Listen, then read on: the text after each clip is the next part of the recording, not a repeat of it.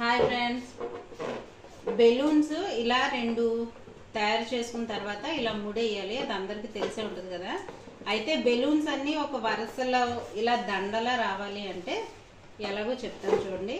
ఈ రెండు కలిపి ఇలా ముడి వేసేసుకోవాలి.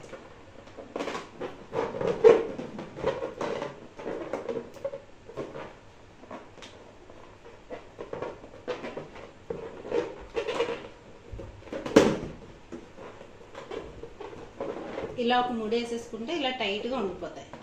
ఆ తర్వాత ఇలా టేప్ తీసుకుని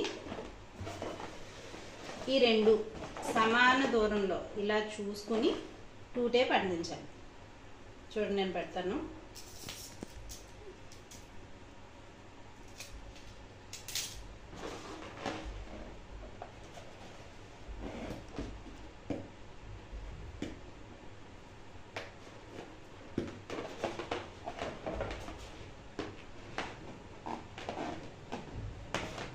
ఇలా అంటించుకుంటే ఇలా ఒక్కొక్కటి అంటించేసుకుంటే ఇలా దండలా వచ్చేస్తుంది.